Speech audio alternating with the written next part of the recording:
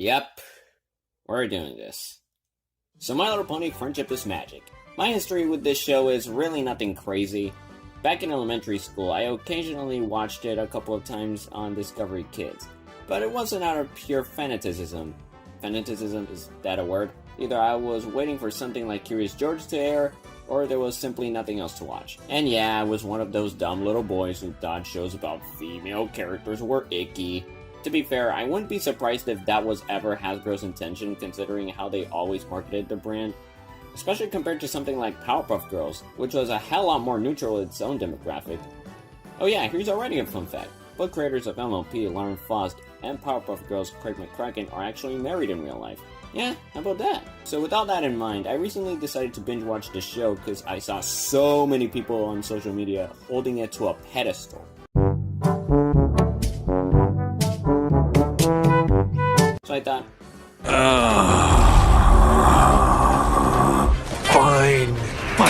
Fine. So I watched it, and it's not half bad. It's a very solid show. 7 out of 10 overall. Yeah, I'd be lying if I said this show was some amazing masterpiece. I was obviously not expecting another Adventure Time, or Gravity Falls, or Avengers Earth's Mightiest Heroes, but overall, I don't know, I liked it. The 7 main characters have an endearing group dynamic. The animation is surprisingly not too bad, despite being done in Flash. The voice acting is top-notch. And probably the show's biggest strength is how batshit hilarious the writing can be. Even as a kid, I remember laughing my absolute ass off at times. You made me look ridiculous! Dude, those animals are so fucking funny, they make me want to merge without looking! But yeah, this show's faults really bring it down a notch. It has some of the most tired cliches from any piece of kids media out there. Tell me if you guys haven't seen these tropes before. The main character is a chosen one. The chosen one! Wait, Luke? He even gave her a map! And her kid sidekick has a big awkward crush on an older girl. It's time to stop! It's time to stop, okay? Where the fuck are your parents? There are even times where the show will make fun of its own cliches for some reason, like musicals, despite being a musical itself, and a few other issues that I'll talk about much later, don't worry. With all that said, I decided to make a video where I share the 12 episodes that I found the most enjoyment out of. Why? Oh, it's really simple actually. Views. Before we go any further, I want to get a few things out of the way. One, I have not seen seasons 8 or 9. Because from what I've seen and heard, they just look fucking unwatchable. And speaking as someone who sat through the Boondocks and Star vs. Season 4... Never again. Plus, half the fanbase agrees the show should have stopped with the 2017 movie, so what's the point? 2, I am not going to include any of the Equestria Girls shorts from YouTube. I will reference them, but for consistency's sake, I will not include them. Sorry, Sunset fans, maybe next time. 3, and most importantly, all of this is my opinion. And please keep in mind, I am not some diehard fan for this franchise. So even though my thoughts are mostly based on objectivity, do not take whatever I say in this video as either the absolute truth, or as some personal insult towards either the show's crew or its fanbase. Understood? Great. Now with all this out of the way, let's get started.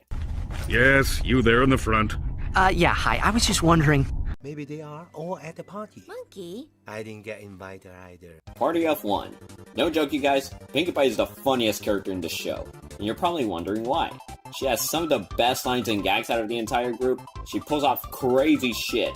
She is clearly in love with Twilight, and overall fits the category of odd side characters who get constantly sidelined, but we know are the real heroes here. Even though regular show took that way too literally and it sucked. And if that wasn't somehow enough, she got a cameo in Ted 2 as a statue and was mentioned in Deadpool 2 when Wade meets Yukio. Anyway, the episode itself, at first, it's just a typical story where one of the characters is supposed to have some big day for themselves, but the rest of the crew pretend they forgot and even try to avoid them to not spoil the surprise. Yeah, it doesn't sound too exciting now, does it? But what makes this episode tick is the execution of everything. From the crazy ways Pinkie interrogates everyone, to how she can fucking catch up to Rainbow Dash on foot. Oh wait, poof! Despite the fact she's supposed to be the fastest thing alive. And this exchange between her and Spike is just fucking golden. Tell me that my friends are all lying to me and avoiding me because they don't like my parties and they don't want to be my friends anymore! Your friends are all lying to you and avoiding you because they don't like your parties and they don't want to be your friends anymore. Aha! I knew it!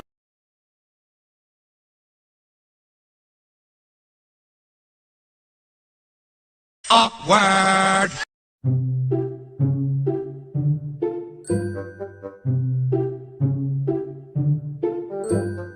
Now, why this episode is at the bottom is because, yeah, the whole twist is just predictable. And it's especially frustrating when SpongeBob did this trope a lot better 10 years ago at that point.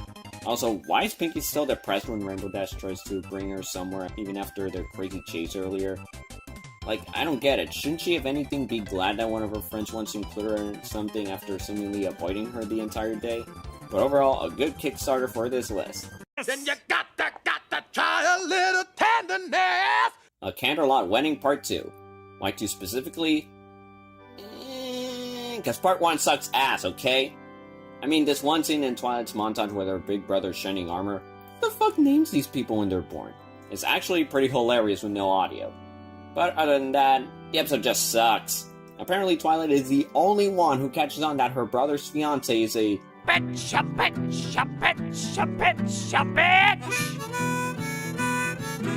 And her friends aren't emotionally affected by her condescending outlook towards their jobs. Like, at all. Not even Applejack or Rarity, who are known for taking their jobs so seriously they'll get personal whenever someone disrespects them. Even Shining Armor, despite being the fucking groom, does not question why the love of his life is suddenly this short-tempered perfectionistic asshole. And most baffling of all, Celestia, who apparently is her adoptive aunt from what I've gathered, as in the one who should have raised her, doesn't suspect anything at all. Not even the fact her magic is green instead of royal blue! Seriously, it feels like a poorly written creepypasta. Although unlike those, it has a contrived pre-climax breakup. Wow, everybody's favorite trope, right? Go fuck yourself. The Angry Birds movie had a similar structure to this, but at least it didn't force the typical third act split up. But thankfully it gets real good in part 2. Yes, this was the debut of Queen Chrysalis, a villain who I'm not really crazy about, honestly. To summarize her, think Queen Veronki from Avengers EMH and Magica the Spell from DuckTales 2017, but without anything that made them such well-crafted antagonists. Chrysalis does have accomplishments, but pretty much all of them rely on everyone suddenly being a brain-dead moron. And all I know about her personality is that she's once again A bitch! You're a bitch! You're a bitch! Bitch! and that's kind of it. An easy fix would have been to give her a sidekick with whom their personalities will bounce off each other in fun ways.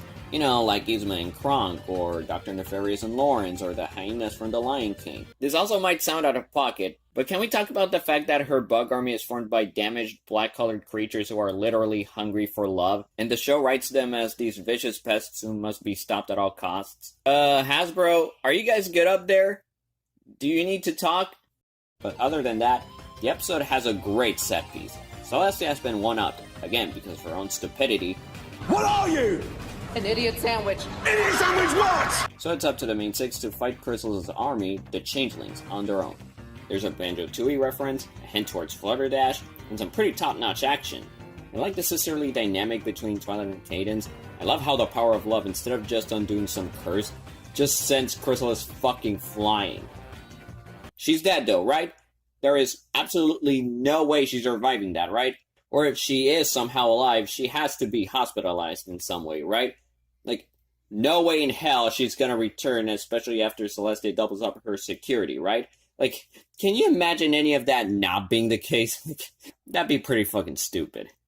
And the ending is not too bad. Twilight gets its song number, Rarity catches a bouquet.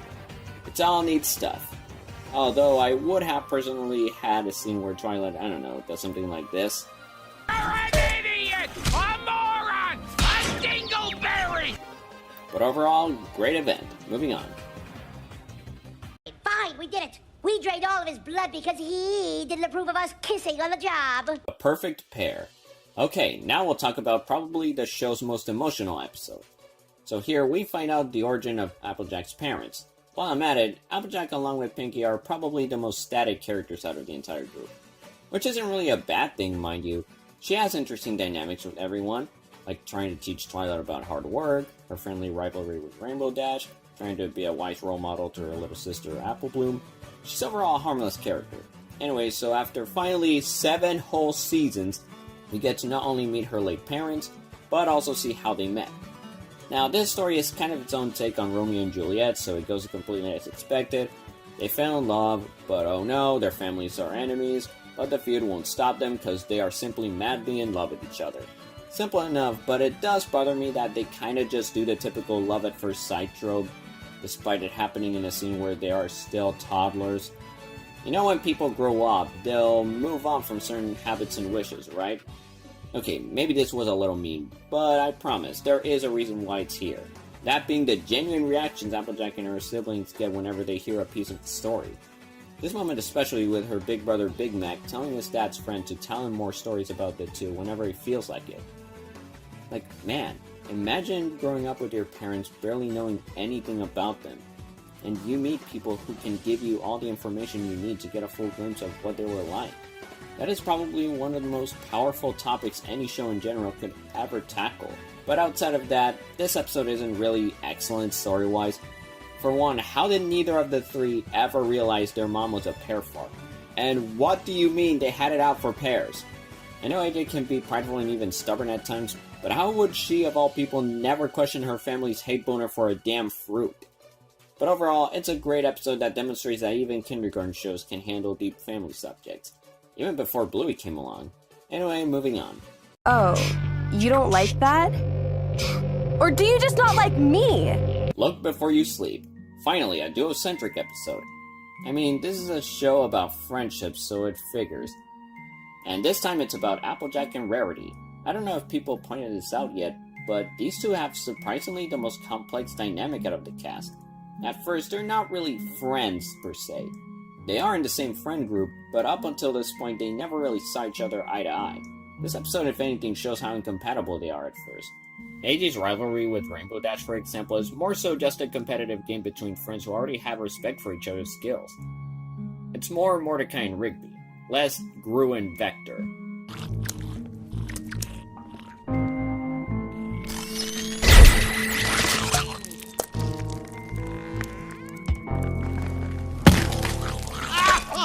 With Rare, on the other hand, they can't stand each other.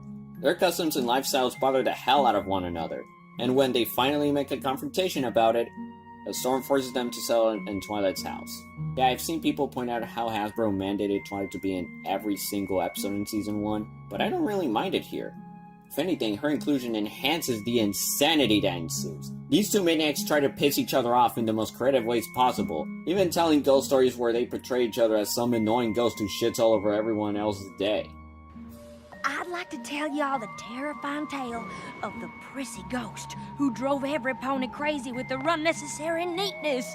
Ooh. It's the horrifying story of the messy, inconsiderate ghost who irritated every pony within 100 miles. Ooh. And Twilight thinks it's all part of how a slumber party goes. She sees these two jackasses fighting over stupid shit, and she only wonders if it's all part of an activity. I'm not making this shit up. I remember I was in a restaurant with my family once, and when I watched this scene where they argue like a typical married couple at night, I tried my best not to laugh like a maniac. I also like how the two learned their lessons completely on their own and actually worked together to fix Twilight's house. And she still thought it was all part of a slumber party! This is why you hire a writer, holy shit. Anyway, fun episode of moving on. There is no such thing as level 0. Lesson 0. Finally, a Twilight-centric episode. This one is pretty much Party of One, but on steroids. Kind of. Twilight just goes fucking insane here, and I love it. Hi, girls.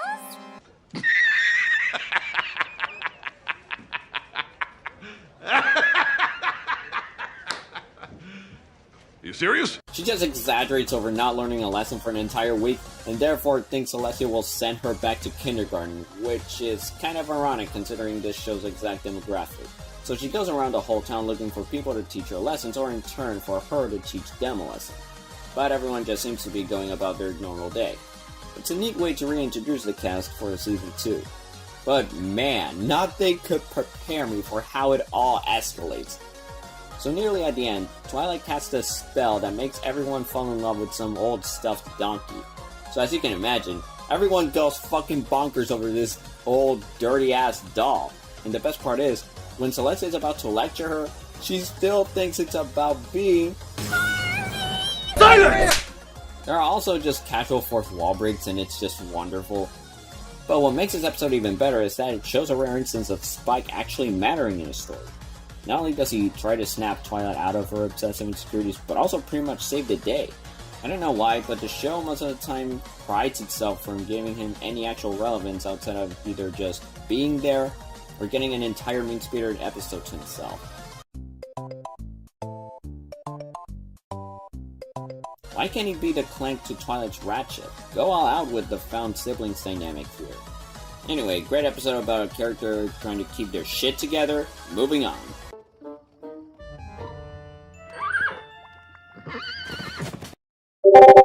Return of Harmony Parts 1 and 2. Finally, a proper two-part episode. And it's the debut of a special character. You know him. You loathe him. It's the Master of Chaos, Discord! Let me tell you something about this guy. He was introduced like 2 years before Bill Cipher in Gravity Falls. So you gotta imagine how rare this archetype of childish, godlike being was at the time. Anyway, Discord's a fucking riot. Single-handedly the best villain in the entire show. Not only does he have the charisma any good villain should have, but he is an absolute menace. To say he has accomplishments in his first appearance would be an understatement, because the thing is, he pretty much already won at the beginning. He's made everything in Ponyville go to shit, has Celestia herself on her toes, took the elements of Harmony for himself, and even when Twilight and gang retrieve them, he brainwashes everybody to become opposite versions of themselves. You bastard! I like the different ways the gang gets their identity back, with some golden jokes here and there.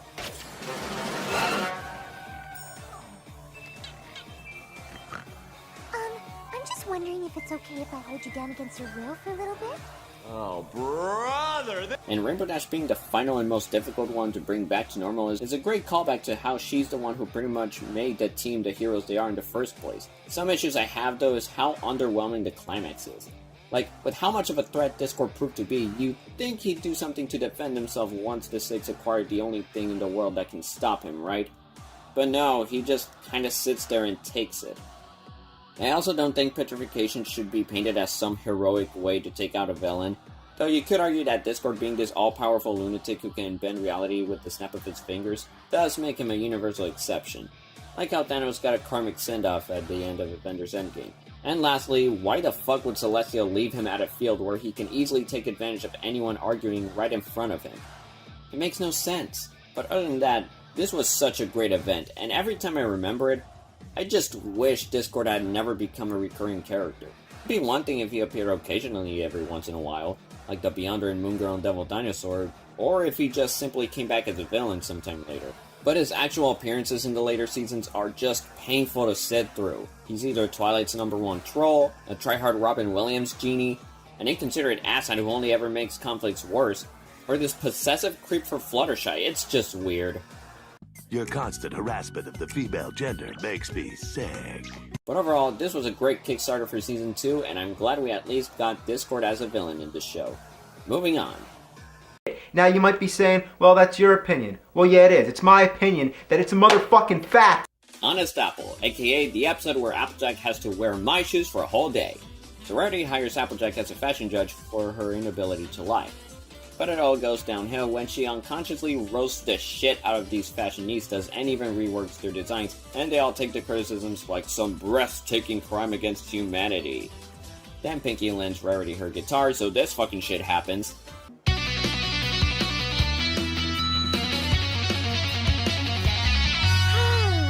Much better. Cool. And because Applejack finally lets it out that she doesn't fucking understand fashion, it ruins the upcoming fashion show, and Rarity gets a neighbor to tell AJ that apples are gross. These are grown mares, by the way. All jokes aside though, with this being the 7th season, it's a great refresher that this time it's Rarity who teaches Applejack the lesson. when usually either both are in the wrong, or it's the other way around. And so AJ takes it upon herself to fix everything just in time for the fashion show. Another thing I like is how they handle criticism, drawing a clear line between giving well-supported feedback and then just insulting someone else's hard work. Like for example, if you hate something like, I don't know, Superman 4 or Batman and Robin, it's important to realize that while it's fun to point out the movie's flaws or incompetent writing or direction, you always need to remember not to insult any crew member at any personal level, or in worst cases even demonizing them. And honestly, what better duo to teach this message other than with these two? Come on, the episode even ends with them roasting the shit out of this ugly ass design. My only issue is that even after, again, 7 seasons, this episode brings back Spike's stupid crush on Rarity. Oh yeah, the trope of dumb kid who's in love with an older woman. A cliche I've always hated, even when Gravity Falls did it. Anyway, moving on. Did he jump? Can turtles jump? May the best pet win. Finally, an episode focused on Rainbow Dash. This blue flying devil over here is my favorite out of the main cast. She is the anti-kindergarten show character. She's not some sweet, extroverted pacifist who'll pick up flowers and sing about how beautiful life is. Nah, this blue anarchist is a real bitch who'll say and do whatever comes to mind without giving 2 shits. She also has probably the most fun dynamics with the other 6. She acts as a middle sister to Twilight and Spike. She's total bros with Applejack. She always tells Rarity to make a cool design for her dresses, I guess. She lets Pinky tag along in her fun escapades, and has a long history with Fluttershy. Now that I mentioned Shy here, the episode is about Dash feeling left out because she's the only one who doesn't have a sweet, fuzzy, loving critter running around. Aww. So Fluttershy, full of excitement, brings her to their house to offer her multiple choices for a critter to keep as a pet. They sing a nice number together, which was apparently the show's very first duet, so Dash puts them all through ridiculous tests, and it's just fucking hilarious. During these tests, Fluttershy gets a tortoise to participate in each course, and for very obvious reasons, Dash disapproves of the thing because, I mean, come on. So finally, when she puts them all through a race with her, one of her wings gets injured, so with all the avian animals already ahead of the course, the only one who's able to bring her back safe and sound is the tortoise. And because her element is loyalty, of course the tortoise is the clear winner. Honestly, who else better to teach that even the most unconventional animal can be a great pet than with Rainbow Dash? Not only is it in character for her to learn this type of thing, but it's a message people of all ages should learn in regards to getting an animal as a house companion. It's also completely in character for her to name a turtle Tank. Just perfect. Oh yeah, and I ship Flutter Dash, obviously. Something about their interactions together just feels infectiously sincere and sweet, especially considering how they both have impacted each other's lives for the better since childhood. And come on, don't tell me their origin doesn't scream Naruhina. Anyway, moral of the story, get yourself a pet that you're not allergic to. That said, moving on. Tomorrow, find that girl. We walk up to her and be like, You were very brave. You too, by the way.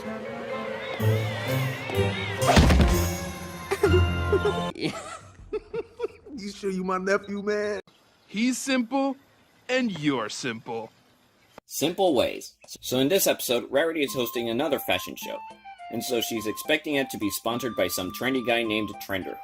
Wow, did your parents have foresight or what? And I'm just gonna come right out and say it, Rarity is one of the best characters in the entire show. Not one of my all-time favorites, mind you, but simply one of the most irreplaceable factors in the whole show. She has a unique fashion sense. There are times where she can get frighteningly real, and her dramatic tangents are borderline hilarious. From simping for some dude she hasn't met yet, being a total mom to her sister Sweetie Belle, and her outlandish arguments with Applejack. It's just gold. Anyway, Trenderhoof comes into town, and just when it seemed like Rarity formed a romantic connection with him, this fucking shit happens. Who is that?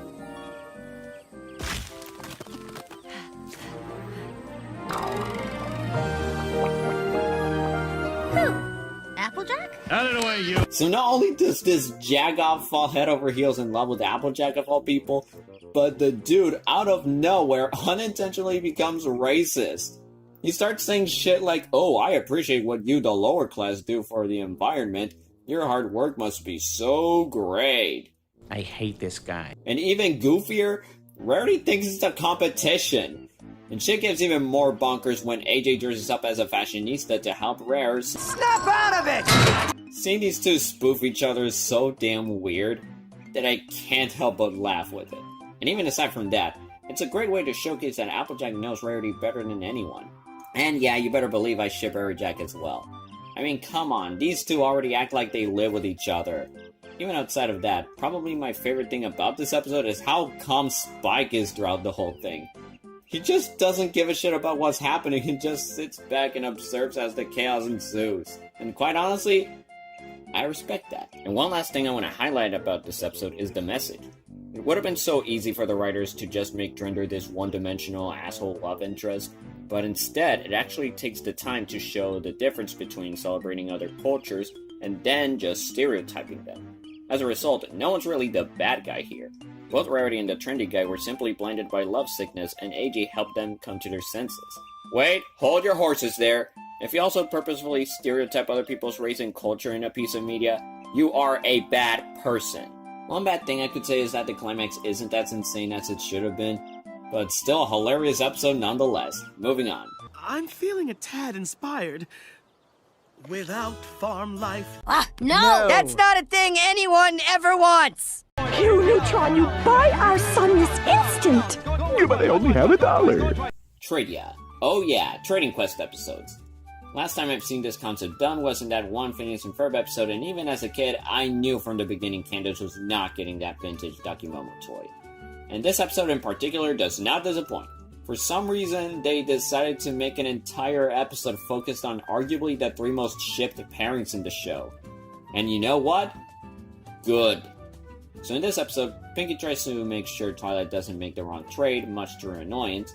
Applejack and Rarity agreed to share all their loot to make a singular trade, and I gotta say, it's nice to see they've pretty much moved on from hating each other's guts, and now, if anything, love being around each other.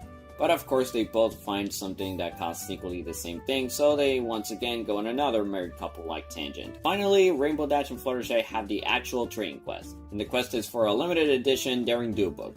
That's another thing I like about Dash's character. Despite being this fun-loving athlete, she has a passion for literature. Those types of heroes are rare in media. So after an entire frustrating training quest, and these for that, and these for those, Dash finally gets the book. But the book trader tells her that the Cerberus-like dog she wanted had to come with a personal trainer, so blinded by the hype for the damn book, Dash accepts, but soon enough realizes she had to exchange her friend. Okay, I know people hate this scene, but I think they're either missing the entire point, or simply aren't aware of the actual morally questionable issues here. First off, yeah, no shit's supposed to be shocking. Her impulsiveness caused her to unintentionally sell her friend away, and she literally regrets it as soon as she comes back to her senses. This time she didn't need anybody else to lecture her. She came to the conclusion completely on her own. It's not like in that SpongeBob episode of Born Again Krabs, where the whole point was to show how unapologetically selfish Mr. Krabs is. This is nothing more than an honest mistake she made. Hell, not only her. Fluttershy could have easily just tried to snap her out of it. But she didn't, because they both worked their asses off to get the damn book. However, it should very much be illegal to condition an exchange over owning a fucking person. I'm just saying, President Lincoln would be very much disappointed. Anyway, what happens next is that... Oh yeah, Rainbow Sonic asks to buy like Sparkle here to help her get her girlfriend back. There's this whole trial, Dash gives an emotional speech about how important Fluttershy is to her, and it is so emotional, even the fucking slave owner is put to tears. She lets Shy free, and so they're back together again. Rainbow Dash might be a childish loose cannon, but what makes her so human is that when she makes an honest mistake, she'll go to great lengths to make things right. I relate so much to that. I know that might sound weird, especially since I'm talking about a Pegasus. What? But I'm not kidding. These situations in real life suck, okay? I had those moments growing up where I made a mistake that I wish I could take back. But like anyone else, all I could do was, well, do my best to make up for it. It's almost as if forgiveness and redemption requires time and work or something. And most importantly, the episode ends with Spike getting a comic book. Like, need I say more? So that should settle it once and for all. Which of us is the better friend? Oh, come on! You both gave up what you wanted to do something for each other. That's the coolest thing a friend can do. Trust me, I know. That was so beautiful. Anyway, moving on. I've always wanted a cousin. Pinky Apple Pie. So get this, guys. Apparently Pinky and AJ are somewhat revealed to be blood related. Therefore, they might be cousins. Which also means, thankfully, this ship ain't fucking happening. The idea does sound kind of out there, but in many aspects, I'm glad they brought this up. Because really, can you tell me what dynamic did Pinky have with Applejack? I know they interacted a couple times, but none of them were really anything special. So like I said, I'm glad they brought something like this to the table. So in this episode, once the news drops, the whole Apple family obviously wants to be cautious, so they go on a trip with Pinky to visit a family friend who is an expert family archivist. And let me just say, everything just goes fucking insane here. First off, we get peak dialogue from Big Mac. Is this the Krusty Krab? Yup. Is this the Krusty Krab? Yup. Is this the Krusty Krab? Yup. They never get themselves lost, they turn the cart into a boat, so they go through this spooky cavern. See now, told you this. Got it! Best scary unidentifiable creature ever! Say terrified!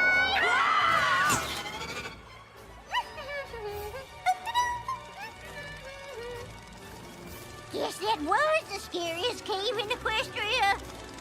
What the fuck is you talking about? What the fuck was that? They get drawn to a waterfall, so this fucking shit happens.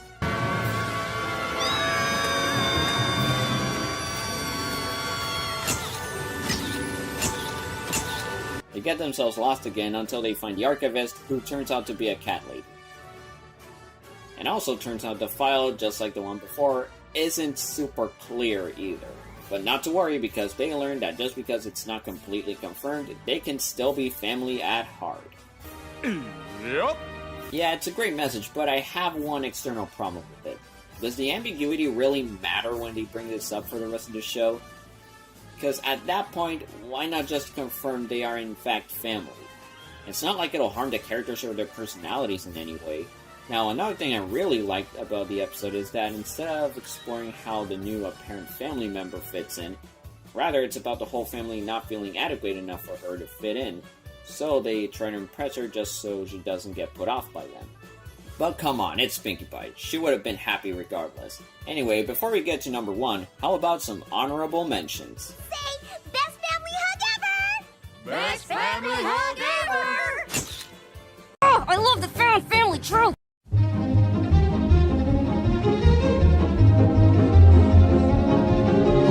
And well, those were the honorable mentions.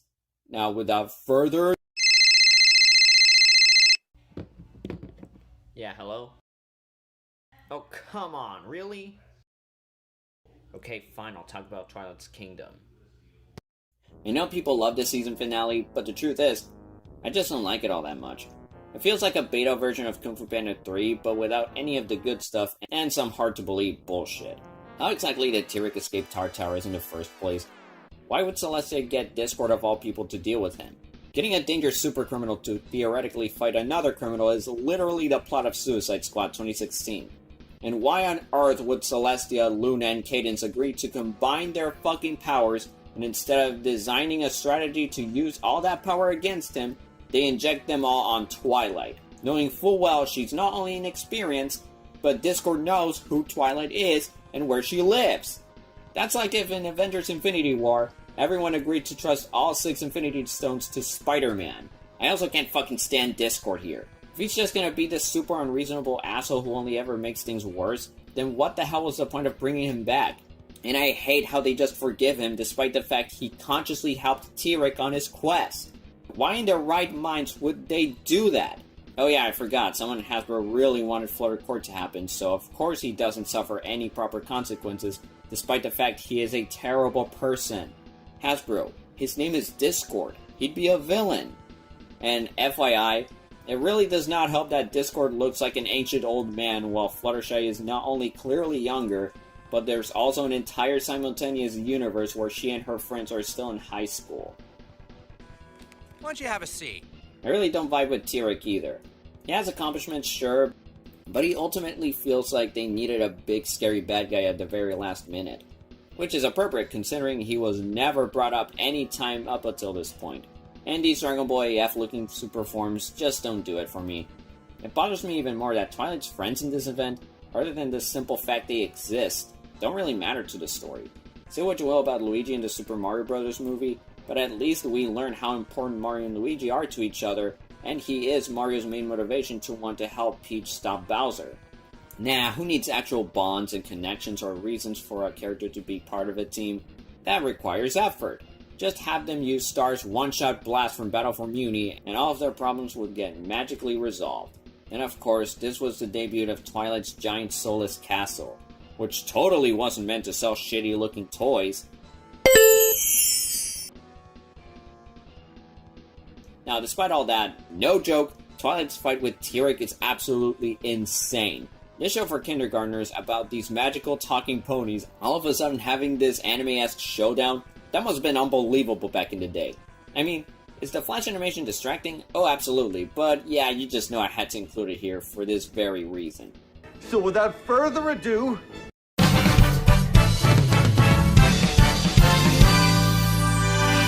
The best night ever. This episode just encapsulates nearly everything I enjoyed about this show.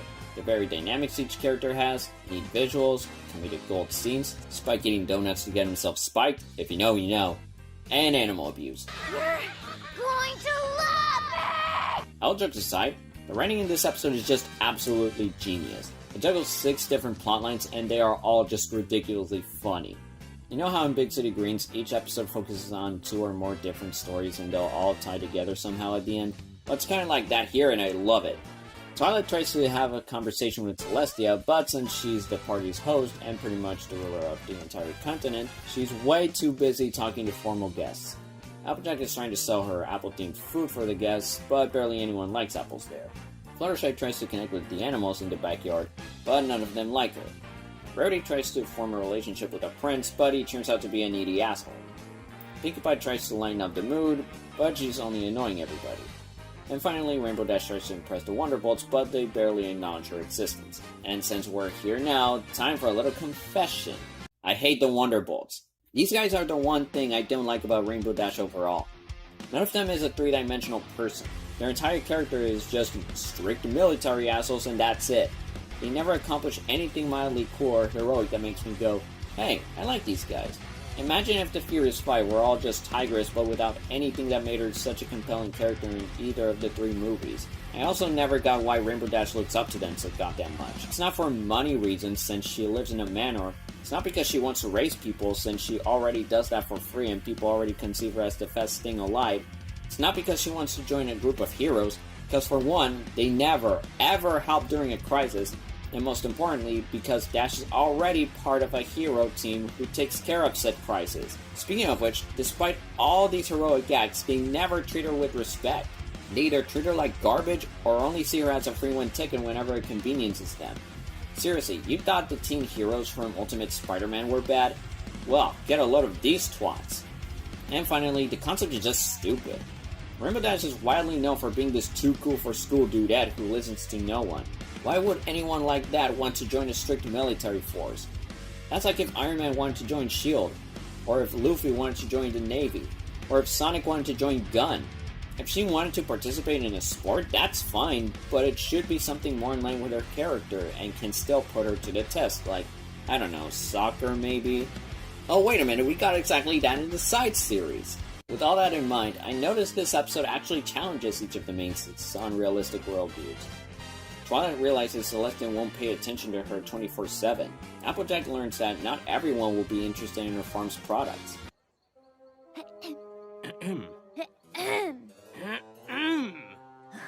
I'm going to have to pay, aren't I? It's okay, Rarity. I got you covered. Thank you, Applejack. At least some pony here has good manners. Eat the rich! Inky learns the difference between making a fun party and just making people uncomfortable. Rarity realizes some people are just not worth the time, despite their looks and social status. Fluttershy learns that she can't just befriend everybody, no matter how kind or nice she is. Shout, come out! That's what I'm talking about. And Rainbow Dash could have learned in this very episode that some childhood wants are just not meant to be, and that the Wonderbolts are the kind of celebrities who reinforce the saying of never meet your heroes. And that would have even left room for her to instead be inspired by Daring Do, who is an actual hero. But of course, neither she or Fluttershy stick to the potential messages the episode offers them. Thus, later in the show, Dash joins these asshats, and Shy is paired up with a nice guy. Thanks, I hate it. So with all that aside, what makes this episode extra special is the message that no party is perfect. Not really. There will always be that one person who just wants to have a normal conversation, but they're always inconvenienced. There's that one person who wants to lighten up the mood, but everyone thinks they're a nuisance. There's that one person who was supposed to have a perfect date, but it doesn't work out. What I'm trying to say is that some parties will just not be for you. But that's okay. You don't need to change who you are in order to impress other people, especially when you already have friends who love to hang out with you no matter what. And I appreciate how this time, the message comes from Princess Celestia of all people. Throughout the first season, she always came off as the typical uptight mentor figure who always expects a message to be told to her. For some reason, I don't know, even Equestria Girls made fun of the idea. But this is actually a nice change of pace, and it's especially fitting considering that this is the show's very first season finale. Make no mistake, Season 1 is far from perfect, but I can at least say it went out with a bang. You mean doing exactly what I wanted to do the whole time?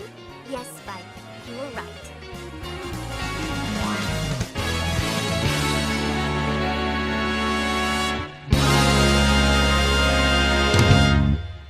So yeah, MLP Friendship is Magic is a solid show, but it has its fair share of problems.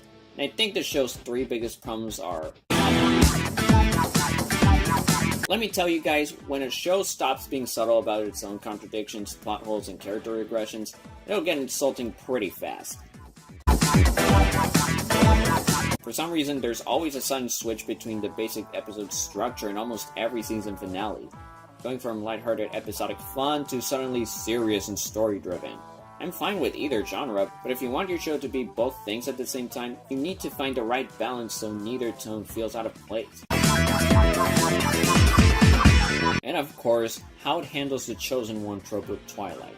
You know it's a bad sign when half the fanbase agrees that forcing Twilight into becoming a princess was a terrible idea, especially when it was purely done to sell toys that hardly even looked like the cartoon. You don't even learn anything new about her personality, and her new adventures pretty much all go like this. Which means you used your powers as a world-class suck-up to save your own hide. Little column A, little column B. And if you think I'm exaggerating, think about this for a moment. What does Twilight's character progression teach kids exactly? Idolize your mentor just long enough, and even as far as to clean up their own messes, you'll be receiving gifts which might even turn you into the most important person in the world. I'm sorry, but that's an awful message to teach kids. Twilight is never given the choice between basically becoming a target for supervillains or live a healthy life with her friends and family. Remember how in Megamind, Metro Man revealed he never asked to be a hero? He had his own passions, but society decided his role for him. There's a reason why he didn't come back in action at the end, because it would have undone his entire arc. And say what you will about MCU Spider-Man, but at least he became his own independent hero at the end. I think the direction they should have taken was one similar to the Superhero Squad show. I don't mean the kiddie franchise parody way, I mean that whatever overarching story each season has can be used as a template for nearly each episode. And with that in mind, you still have an enjoyable group dynamic between the main cast, along with fun and cohesive stories to root for them. And obviously, ditch the melodramatic thing, man. Just get rid of it. And have the characters actually focus on finding smart solutions to deal with whatever problem is at hand. And of course, rather than forcing Twilight to be the princess of friendship or whatever, why not make her a tech genius? We saw her create crazy gadgets before in the show. Hell, even Equestria Girls fully committed to that idea. Look, I just like it better when characters become heroes by their own choice and use their own unique talents to save the day, okay? Ida, how did you know that wizard was lying? Look, kid, everyone wants to believe they're chosen. But if we all waited around for a prophecy to make us special, we'd die waiting. And that's why you need to choose yourself. Everyone keeps supposed to go? Nah, I'm gonna do my own thing.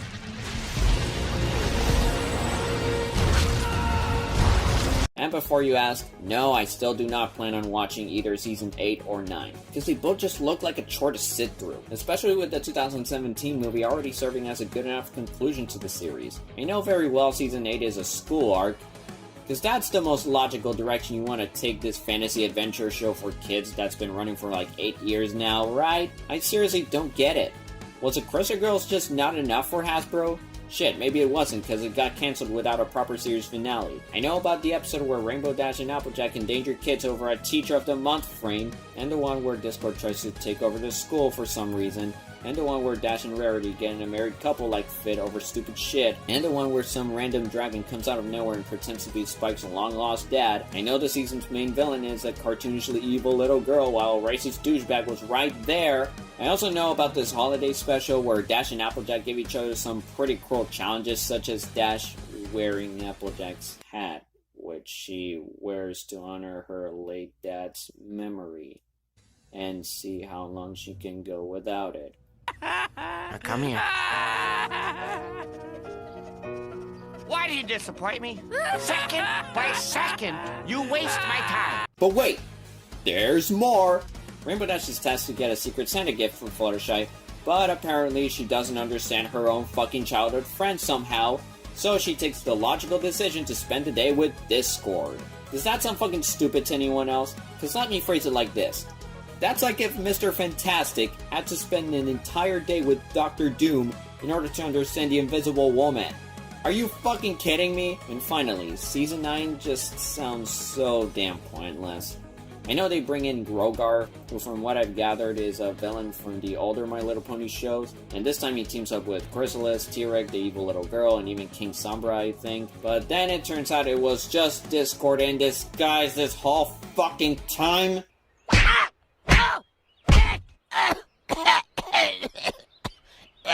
As for the finale, I know people love it, but what the fuck is this? Now look, I love time skips in shows, okay? Seeing my favorite characters all grown up and at the peak of their development, there's nothing like it.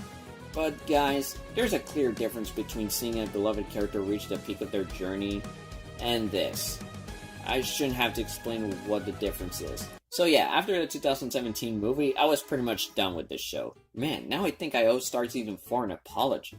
But like I said many times before, the show is not awful, okay? It's not even bad, really. It's just perfectly good overall. Did I have problems with it? Oh yeah. But did I have fun through the experience?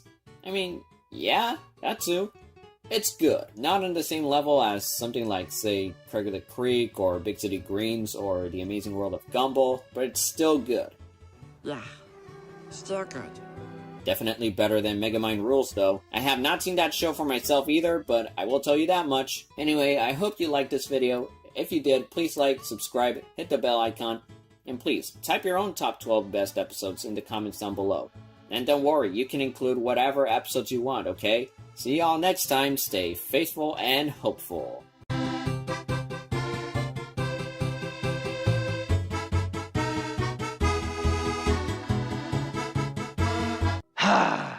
I could have had it all.